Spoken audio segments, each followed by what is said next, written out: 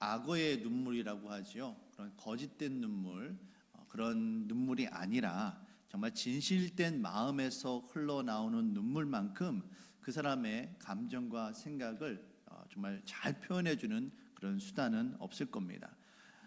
오늘 말씀을 보시면 놀랍게도 예수님께서 울고 계십니다. 41절 말씀입니다. 가까이 오사 성을 보시고 우시며, 여기에서 그 우신다라는 단어가 헬라어로는 에클라우센이라는 단어가 쓰였는데요. 이 에클라우센이라는 단어는 그냥 조용히 소리 없이 눈물만 흘리는 그런 울음이 아닙니다. 에클라우센은 참지 못하고 갑자기 터져 나오는 그런 울음입니다. 조용히 눈물 흘리며 우는 것이 아니라 통곡하며 소리내어 우는 울음이 에클라우센입니다. 지금 예수님이 눈물을 짓고 우시는데 마음 아파하시며 울고 계세요. 그런데 무엇 때문에 예수님께서 울고 계십니까? 성을 바라보시며, 예루살렘 성을 바라보시며 예수님께서 울고 계세요. 근데 지금 예수님께서 예루살렘 성을 입성하고 계시는 장면입니다. 사람들은 다윗의 자손이여 호산나 하며 예수님을 찬양하고 있습니다. 너무나도 많은 사람들이 모였고요, 너무나도 많은 사람들이 예수님을 찬양하고 환영하고 있습니다. 심지어 몇몇 바리새인들은 너무나도 소란스럽다, 너무나도 시끄럽다 하며 불평불만하지만 사람들은 아랑곳하지 않고 예수님을 환영하고 있습니다. 그런데 그런 환영 인파 속에서 예수님은 울고 계시는 거예요. 소리 없이 눈물만 흘리시는 것이 아니라 크게 마음 큰 소리로 통곡하며 울고 계세요. 예수님이 왜 이토록 울고 계실까? 지금 사람들의 그런 감정의 온도와 예수님의 감정의 온도가 너무나도 다르다라는 것을 우리는 알 수가 있습니다. 오늘 말씀을 통해서 우리는 예수님이 왜 우셔야만 했는지, 그 울음의 의미가 무엇인지 함께 살펴보고, 이것을 통해 우리가 변화되어야 될 것은 무엇인지 함께 좀 깨달아보는 시간 갖도록 하겠습니다.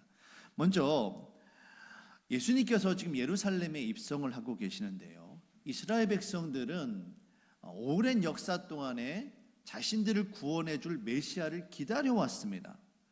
특별히 예언의 말씀을 보시면 나귀 새끼를 타고 예루살렘에 입성하시는 메시아의 모습이 많이 기록이 되어 있습니다. 대표적으로 스가랴 9장 9절 말씀입니다. 시온에 따라 크게 기뻐할지어다, 예루살렘에 따라 즐거이 부를지어다. 보라, 내 왕이 내게 임하시나니 그는 공의로우시며 구원을 베푸시며 겸손하여서 나귀를 타시나니 나귀의 작은 것 곧 나귀 새끼니라. 이스라엘 백성들은요, 이처럼 메시아가 자신들을 구원해 줄 그 메시아가 나귀 새끼를 타고 예루살렘에 입성하는 그 모습을 그들의 역사 가운데 수백 년 동안 기다려 왔어요. 그런데 최근 몇 년 동안에 가는 곳곳마다 놀라운 기적이 나타나고요, 병든 자가 고침을 받고 귀신이 내어 쫓김을 당하고 예수님의 말 한마디에 성난 파도가 잠잠게 되어지고 오비영이어로 수천 명의 사람들이 먹게 되어지고, 이 놀라운 기적과 이사를 행하신 그 예수님께서 자신들이 그토록 기다려왔던 그 메시아, 성경에 기록되어 있는 나귀 새끼를 타고 들어오는 그 모습 그대로 예루살렘에 들어오고 계시는 겁니다. 지금 유대인들의 모습에는 이분이 바로 메시아구나, 이분이 바로 우리를 구원하실 분이시구나, 그런 감격이 있는 거예요. 그래서 그들은 종려나무 가지를 흔들며 호산나 다윗의 자손이여, 이 예수님을 통하여 우리 이 땅 가운데 하나님의 평화가 찾아올 것이고, 우리가 마침내 이 로마에서 해방되어져서 예수님을 통해서 이 땅에 하나님의 왕국이 이루어질 것이고, 우리가 여기서 정말 이 땅에 영광을 누리며 살 것이구나, 이런 기대감에 들떠서 환호하고 있는 겁니다. 하지만 이런 환호와는 다르게 예수님의 마음은 지금 어떻습니까? 사람들은 기뻐하고 즐거워하지만 실은 예수님은 지금 이 예루살렘에 왜 들어오시는 겁니까? 죽으러 들어오시는 거예요. 십자가에 못 박혀 죽기 위해 예루살렘에 들어오고 계시는 겁니다. 더군다나 사람들은 이 예루살렘 성을 바라보면서 너무나도 화려하고 너무나도 멋있지 않느냐고 그 성의 그 아름다운 모습, 웅장한 모습을 보면서 감탄하고 있습니다. 그리고 이 아름다운 성을 통해서 예루살렘의 은혜로 말미암아 그들이 이 땅을 통치하고 다스릴 것을 기대하고 있었어요. 하지만 예수님의 눈에는 이 성이 그 웅장한 성이 아니라 그 성 안에 온갖 죄악이 가득한 인간의 모습이 보이는 겁니다. 그리고 얼마 지나지 않아 이 성이 무너지고 하나님의 심판받아서 멸망될 것을 예수님께서 알고 계시는 거예요. 그래서 그 마음에 예수님께서 너무나도 답답하신 겁니다. 누가복음 19장 38절 말씀을 보시면 사람들은 이렇게 이야기합니다. 이르되 찬송하리로다 주의 이름으로 오시는 왕이요 하늘에는 평화요 가장 높은 곳에는 영광이로다. 그들은 예수님을 통해서 이 땅에 평화가 올 것을 기대하고 있었어요. 하지만 42절 말씀을 보시면 이르시되 오늘 평화에 관한 일을 알았더라면 좋을 뻔하였거니와 지금 내 눈에 숨겨졌도다. 예수님께서는 얼마 지나지 않아 이 예루살렘 성이 돌 위에 돌 하나 남지 않고 모두 다 무너질 것을, 완전히 파괴되고 없어질 것을 알고 계셨어요. 사람들을 구원하시기 위해 정말 그들을 사랑하는 마음으로 십자가 죽음까지 각오하면서 예수님께서 이 성에 들어오고 계시지만 예루살렘이 머지않아 파멸되고 파괴되고 심판받을 것을 예수님께서 알고 계시는 겁니다. 그 마음이 그 생각으로 예수님의 마음이 너무나도 힘든 거예요. AD 70년 유대 반란을 진입하는 유대 땅 가운데 반란이 일어납니다. 이 반란을 진입하는 과정 가운데 로마의 티투스 장군이 예루살렘을 완전히 파괴시켜버려요. 그래서 오늘날 예루살렘에 가시면 그 통곡의 벽이라고 불리는 예루살렘의 성의 서쪽에 있었던 축대 일부만 남아있고 나머지 완전히 부서지게 됩니다. 사람들은 예수님을 통해 이 땅에 평화가 오기를 기대했습니다만 그들 안에는 아직 그것을 맞이할 수 있는 준비가 안 됐던 겁니다. 그 안에 있는 죄악됨으로 말미암아 결국 심판받아 멸망할 수밖에 없었던 것이죠. 예수님은 이것을 보시면서 그 마음이 너무나도 답답하신 거예요. 그래서 우셨던 겁니다. 오늘 말씀을 보면서 2000년 전에 예수님께서 그들에게 임하셨음에도 불구하고 예수님을 온전히 맞이하지 못하고 마침내 심판받아 멸망할 수밖에 없었던 그 유대인들 예루살렘의 모습을 보면서 오늘 우리의 모습은 어떠한지, 우리가 어떻게 예수님을 맞이해야 할지, 특별히 종료주일을 맞이하여 한 주간 동안 우리가 고난주간을 보내게 될 텐데 우리 안에 정말 주께서 기뻐하시는 모습은 어떤 것이고 주께서 원하지 않는 모습은 어떤 것인지 함께 살펴보며 우리의 모습을 바라보실 때 예수님께서 눈물을 흘리시는 것이 아니라 좀 환하게 웃으실 수 있는 그런 저와 여러분들이 되어졌으면 좋겠습니다. 오늘 말씀을 좀 함께 나눌 때 그럼 어떻게 예수님을 맞을 준비를 해야 할까? 예수님의 예루살렘 입성과 관련돼서 성경에서는 크게 두 가지를 함께 살펴보아야만 합니다. 첫 번째는 예수님께서 열매 없는 무화과 나무를 저주하신 무화과 나무 저주 사건이 있습니다. 또 다른 하나는 성전에 있는 그런 상인들을 내어 쫓으신 성전 청결 사건이 있습니다. 이 두 가지를 함께 살펴보아야만 합니다.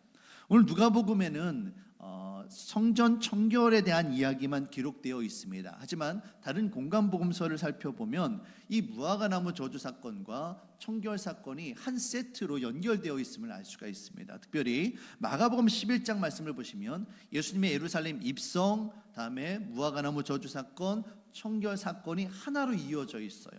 이것을 통해서 오늘 우리가 살펴볼 것은 어떤 은혜인지 함께 나눠보길 원합니다. 예수님께서는 열매 없는 무화과 나무를 책망하시고 하나님을 만민이 기도하는 하나님의 집인 성전에서 기도해야 될 성전이 아니라 강도의 소굴로 바뀌어버린 것을 보면서 한탄하시고 눈물을 흘리셨던 겁니다.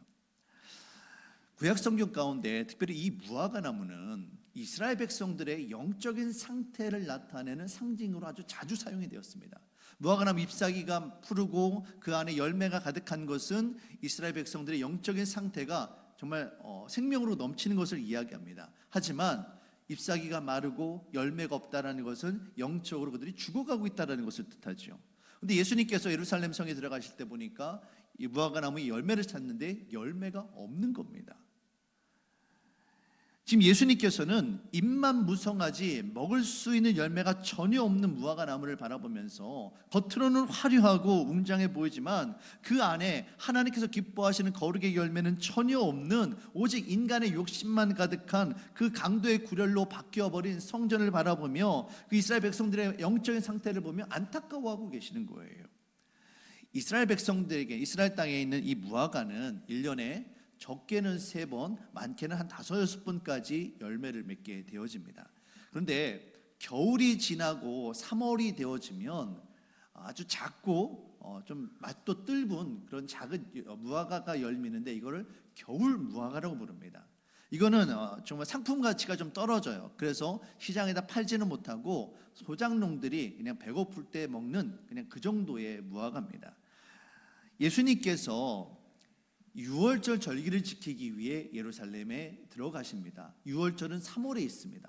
2월 3월에 있어요. 그러니까 예수님께서 지금 무화과 나무에서 기대한 것은 여름에 먹는 그 풍성하고 맛있는 그런 멋진 열매가 아니라 겨울에 먹는 아주 작은 그런 열매인 겁니다. 그것은 무엇을 뜻하냐면 예수님께서 유대인들에게 저와 여러분들이 원하시는 것은 뭐 대단한 것이 아니라는 거예요.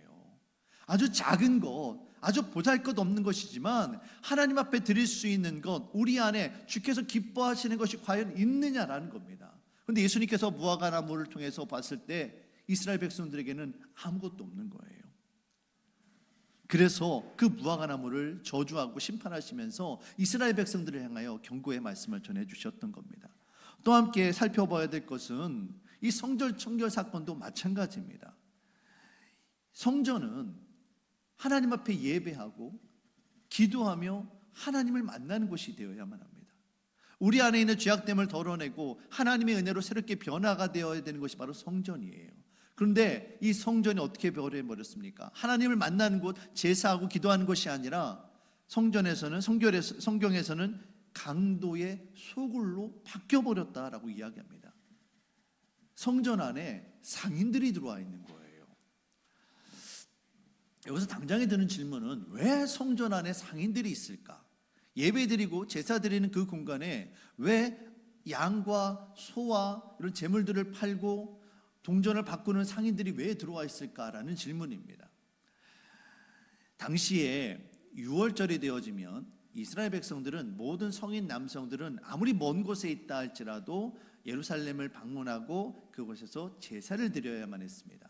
당시에 예루살렘에 방문했던 이 일주일가량에 방문했던 그 인구가 남성 유대인들이 약 300만 명 정도가 된다고 합니다. 어마어마한 숫자죠. 근데 이 사람들이 모두가 다 예루살렘 근처에 사는 사람들은 아니었을 겁니다. 멀리 떨어져 있는 사람들도 있었을 겁니다. 그들이 예루살렘에서 제사를 드리려면 희생 제물이 있어야 되는데 이것을 먼 곳에서부터 가져올 수가 없는 겁니다. 그래서 그 사람들이 제사를 드릴 수 있도록 성전 안에 희생 제물을 준비해 놓은 거예요. 그래서 이걸 사서 제물을 드리는 겁니다. 또 하나 가까운 집에서 제물을 준비해 왔어요. 그런데 가지고 왔는데 발견하지 못했던 흠이 있는 겁니다. 제물을 드릴 때 어떤 다리를 전다라든지 어떤 상처가 있다라든지 점이 있다라든지 이러면은 온전한 것이 아니어서 제물을 드릴 수가 없습니다. 그러면 어떻게 합니까? 다시 집으로 가서 갖다 다시 돌아오나요? 아니죠. 성전에 준비되어 있는 희생 제물을 이걸 바꾸는 겁니다. 근데 문제는 이 희생 제물이 정결한지 아닌지를 누가 판단합니까? 제사장들이 판단하는 거예요. 이 제사장들이 상인들과 결탁을 합니다. 내가 이거 흠이 없는 건데 흠 있다고 판정을 해줄 테니까 당신이 나한테 수수료 얼마 줘라, 이렇게 이야기를 하는 거예요. 그러면 상인은 그걸 받아가지고 더 비싼 값에 다른 사람이 파는 겁니다. 한번 상상을 해보세요. 주일에 교회에서 말씀을 전하고 성도님들을 섬기고 해야 할 목사가 1층 로비에서 주변의 상인들하고 결탁해서 한 1,000원짜리를 10,000원에 내가 팔게 해줄 테니까 한 5,000원 나한테 수수료를 줘라. 이게 말이 됩니까? 근데 그런 일이 예루살렘 성전에 벌어지고 있는 거예요. 동전 바꾸는 사람들도 마찬가지입니다. 당시에 쓰던 그 로마인들이 쓰는 동전에는 가이사 황제의 얼굴이 그려져 있었습니다. 그러다 보니까 우상이 새겨진 그런 동전을 성전에서 사용할 수가 없습니다. 그러다 보니 성전 세를 바칠 때 로마 화폐를 성전에서 쓰는 세겔로 바꿔주는 사람들이 필요했습니다. 또 성전에서 이루어지는 여러 가지 서비스들이 있어요. 뭐 정결 예식이라든지 손을 씻는 이런 것이라든지 이런 것들 사용하는데 비용을 지불하는데도 마찬가지로 세겔을 써야 됐습니다. 그러다 보니 이 로마 화폐를 세겔로 바꿔주는 사람들이 있는데 이거를 평소보다 몇십 배, 거의 100배 가까이도 이거를 환율을 띄워가지고 부당 이득을 취했다라는 거예요. 처음에 보면은 상당히 합리적이고요, 이성적이어 보여요. 다 제사를 돕는 것처럼 보입니다. 그런데 거기에 뭐가 들어갑니까? 인간 중심의 편리함과 이득을 취하고자 하는 마음, 더 나아가서 인간이 더 이득을 취하고자 하는 그 욕심이 들어가면서 욕심이 잉태하여 죄를 낳고, 죄가 잉태하여 하나님을 만나야 될 거룩한 성전이 강도의 소굴로 변해버리고 만 거예요. 예수님이 이 모습을 바라보면서 얼마나 가슴을 치며 얼마나 한탄을 하셨을까? 오늘 이 말씀을 통해 우리가 우리 자신을 좀 돌아보았으면 좋겠습니다. 예수님은 우리에게 분명 열매를 원하고 계세요. 근데 이 열매가 어떤 크고 대단한 열매가 아닙니다. 작은 열매, 맛없는 열매, 보잘것없는 겨울 무화과에도 좋다라는 거예요. 근데 중요한 것은 우리가 주님 앞에 내세울 수 있는 열매가 과연 무엇이 있습니까? 아무것도 없습니다. 주께서 우리에게 원하시는 것은 작은 순종입니다. 순종의 열매를 주께서 기뻐하고 계심을 여러분 믿으시길 바랍니다. 성경은 믿음과 순종을 거의 동의어로 쓰고 있습니다. 하나님의 부르심 앞에 우리가 순종할 때 그것이 바로 주께서 기뻐하시는 열매입니다. 그런데 중요한 것은 하나님 앞에 선택받은 민족이라고, 스스로 거룩한 민족이라고 자랑했던 이스라엘 백성들이 하나님께서 기뻐하시는 거룩의 열매, 순종의 열매 전혀 아무것도 없고 오히려 하나님이 주인 되셔야 할 그 자리를 인간이 차지하고 있는 겁니다. 인간의 욕심이 그 자리를 차지하고 있는 거예요. 하나님의 뜻과는 너무나도 거리가 먼 모습으로 있는 겁니다. 그런데 만약에 그 2000년 전에 그 예수님이 오늘 우리의 교회에 찾아오시고 저와 여러분들을 바라보신 때 우리가 주님 앞에 드릴 수 있는 것이 과연 무엇이 있겠습니까? 주께서 우리에게 정말 거룩한 삶을 원하고 계시는데, 우리가 죄악된 삶을 벗어버리고 변화된 삶을 원하고 계시는데 과연 우리가 주님 앞에 드릴 수 있는 것이 무엇이 있느냐라는 겁니다. 예수님은 자기 자신을 부인하고 자기 십자가를 지고 나를 따르라라고 말씀하고 계시는데 우리는 여전히 나 자신을 내려놓지 못합니다. 우리의 삶 가운데 맺어야 할 열매는 크고 대단한 것이 아닙니다. 아주 작은 것이어도 좋습니다. 하지만 이 작은 순종을 통해 하나님의 뜻이 이루어지고 하나님께서 기뻐하신다라면 그것으로 충분한 줄로 믿습니다. 중요한 것은 내가 원하는 열매가 아니에요.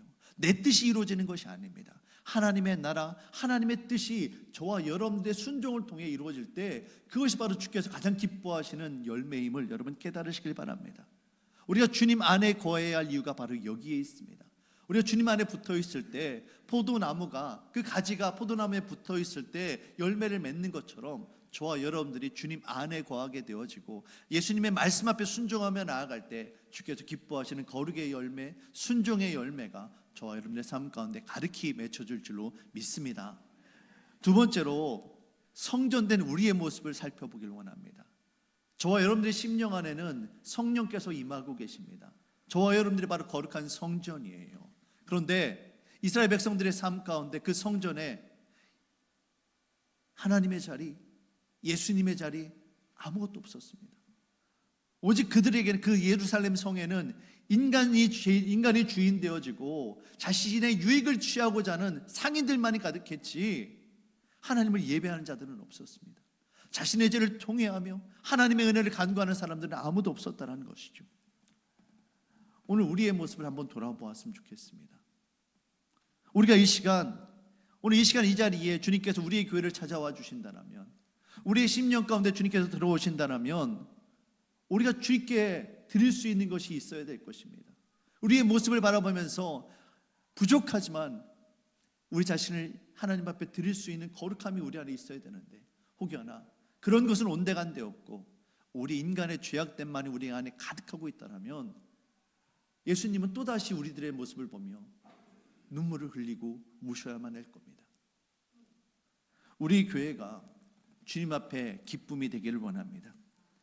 이번 한 주간 동안 우리가 살아가면서 십자가 앞에서 우리의 모습이 어떠한지 다시 한번 돌아볼 수 있기를 바랍니다.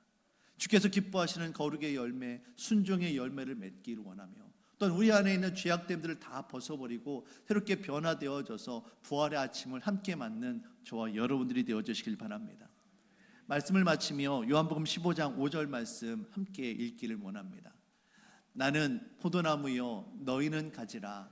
그가 내 안에 내가 그 안에 거하면 사람이 열매를 많이 맺나니 나를 떠나서는 너희가 아무것도 할 수 없습니다. 아멘. 주님은 다른 거 원하시는 게 아니에요. 저와 여러분들이 주님 안에 거하게 되어질 때, 주님에게 붙어 있을 때 주께서 저와 여러분들로 하여금 거룩한 하늘의 열매를 맺게 하실 것이며, 우리의 교회가 주께서 기뻐하시는 거룩한 교회로 온전히 세워질 줄로 믿습니다. 한 주간 동안에, 이 고난 주간에 특별히 예수님의 십자가를 묵상하며 더욱더 주의 은혜 가운데 새롭게 변화되어지는 저와 여러분들 되어주시길 주의 이름으로 축원합니다. 하나님 감사합니다. 종료주일을 맞이하여 예수님께서 흘리셨던 그 눈물의 의미를 우리가 다시 한번 돌아보았습니다. 우리 안에 있는 죄악됨을 다 벗어버리길 원합니다. 그리고 주께서 기뻐하시는 순종의 열매를 맺기를 원합니다. 십자가 앞에서 우리 자신의 모습을 다시 한번 돌아보게 하여 주시고, 하나님께서 기뻐하시는 모습으로 새롭게 변화되어질 수 있도록 주님 인도하여 주시옵소서. 감사드리며 예수님의 이름으로 기도합니다.